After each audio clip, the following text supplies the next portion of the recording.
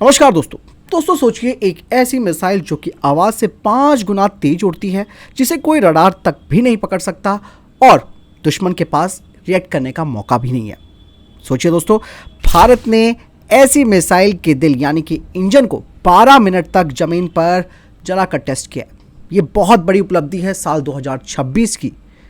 दरअसल दोस्तों, डीआरडीओ ने ऐसा काम करके दिखाया है जो वाकई में दुनिया को हैरान कर रहा है, क्योंकि हाइपरसोनिक लीग में केवल चुनिंदा देश हैं, जिनमें सिर्फ 3 से 4 देश हैं, अमेरिका, चाइना, रशिया और अब भारत।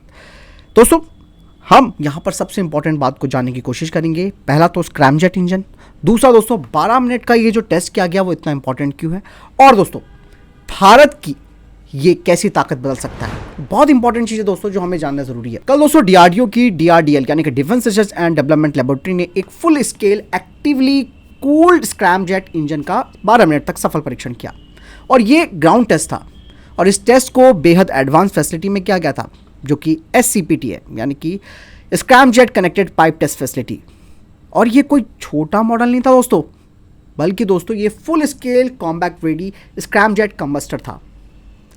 नॉर्मल मिसाइल की अगर बात की जाए तो नॉर्मल मिसाइल या जेट इंजन दोस्तों अपने साथ वो ऑक्सीजन लेकर जाते हैं, लेकिन दोस्तों यहाँ पर स्क्रैमजेट का सबसे बड़ा फायदा ये है कि ये हवा को बाहर से लेता है। हवा सुपरसोनिक स्पीड में इंजन के अंदर आती है और वहां पर जलते हुए भी हवा की रफ्तार कम नहीं होती, इसीलिए इसका नाम रखा गया है सुपरसोनिक कंबशन रैमजेट। दोस्तों, ये टेक्नोलॉजी मिसाइल को मैक 5 से मैक 7 से भी ज़्यादा तक की स्पीड प्रोवाइड कर सकती है। और यहाँ पर दोस्तों ये जो 12 मिनट का जो टेस्ट किया गया था वो काफ़ी गेम चेंजर माना जा रहा है, क्योंकि दोस्तों स्क्रैमजेट को चलाना मुश्किल ही नहीं, बल्कि उसे लंबे समय तक जलाए रखना काफ़ी बड़ी चुनौती होती है, क्योंकि दोस्तों इंजन का जो टेम्परेचर है इस दौरान 1000 से 2000 डिग्री सेल्सियस पहुंच जाता है। इवन मेटल जो है वो पिघलने लगता है, कंट्रोल खो सकता है और कूलिंग फेल हो सकती है। इसलिए दुनिया के ज़्यादातर टेस्ट दोस्तों 30 सेकेंड से 1 मिनट तक होते हैं, लेकिन दोस्तों भारत ने 12 मिनट तक करके दिखाया है, मतलब जो ज़्यादा लगातार ऑपरेशन रह सकता है। अब दोस्तों जो ये बताता है कि इंजन सिर्फ चलता नहीं है, बल्कि ऑपरेशनल वेपन बनने के अब करीब भी है। हाइपरसोनिक क्रूज मिसाइल में दोस्तों इसका इस्तेमाल होगा, क्योंकि हाइपरसोनिक क्रूज मिसाइल की अगर बात की जाए तो इसकी रफ्तार 6100 किलोमीटर प्रति घंटे से ज़्यादा होती है। ऊंचाई की बात की जाए तो ये लो एल्टीट्यूड पर उड़ान भर सकती है, रास्ता बदल सकती है यानी कि मनोवर है, और सबसे बड़ी बात है कि इसे डिटेक्ट करना नामुमकिन है। मतलब एयर डिफेंस सिस्टम दुश्मनों के बेकार हो जाएंगे, दुश्मन के पास रिएक्शन टाइम नहीं बचेगा, प्लस दोस्तों दुश्मन पूरी तरीके से कहते हैं ना कि हेल्पलेस हो जाएगा। और यही वजह है दोस्तों कि अब USA, चाइना और रशिया इसे फ्यूचर वॉर विनर मान रहे हैं, तो भारत भी अब इसी लीग में शामिल हो गया। सवाल सबसे बड़ा दोस्तों यहां पर यह आता है कि भारत को अब इसका क्या फायदा मिलेगा। पहले हम अपने दुश्मनों की बात करें। चाइना के पास DF-17 है, रशिया के पास जिरकॉन है और USA के पास ARRW है, और अब भारत भी हाइपरसोनिक एलीट क्लब में एंटर कर चुका है। ये मिसाइल दोस्तों न्यूक्लियर नहीं है, लेकिन इंपैक्ट इसका इतना ज़बरदस्त होगा कि दुश्मन के की एसेट्स तबाह हो जाएंगे। बहुत इंपॉर्टेंट चीज़ है दोस्तों, क्योंकि हाइपरसोनिक पर अभी तक भारत केवल काम ही कर रहा था, लेकिन वो सफलता जो चाहिए थी वो अब इस टेस्ट के बाद मिली है। मतलब भारत स्पेशली दोस्तों इस हथियार को खुद के दम पर तैयार करेगा, हमें किसी विदेशी टेक्नोलॉजी की यहाँ पर ज़रूरत नहीं पड़ेगी। यहाँ पर दोस्तों सबसे बड़ी बात मैं आपको बता दूँ कि स्क्रैमजेट कंबस्टर जो है ये DRDL ने खुद डिज़ाइन किया है। इवन दोस्तों इंडियन इंडस्ट्री ने भी इसमें हेल्प किया है, और सबसे बड़ी बात है कि भारतीय टेस्ट फैसिलिटी में इसका इस्तेमाल हुआ है। मतलब कोई इंपोर्ट नहीं है, कोई डिपेंडेंसी नहीं है। दोस्तों रक्षा मंत्री राजनाथ सिंह ने इस उपलब्धि के लिए हमारे जो साइंटिस्ट हैं उन्हें बधाई दी है। इवन DRDO के chief doctor Sameer V Kamat ने भी पूरी टीम को बधाई दी है और इसे एक हिस्टोरिक माइलस्टोन बताया। अब अगला स्टेप क्या है दोस्तों? अगला स्टेप बिल्कुल क्लियर है भाई, अब फ्लाइट टेस्ट होगा, मिसाइल इंटीग्रेशन होगा और वेपनाइजेशन फेज में आगे ये प्रोजेक्ट पहुंचेगा। एक्सपर्ट्स भी मानते हैं कि अगले 3 से 5 साल काफ़ी क्रूशल है। भारत हाइपरसोनिक क्रूज मिसाइल इस टाइमलाइन के अंदर डेवलप कर लेगा और ये ऑपरेशनल भी हो जाएगी। चाइना और पाकिस्तान को दोस्तों मिर्ची लग रही होगी कि भैया ये भारत ने ऐसे कैसे करके दिखाया है।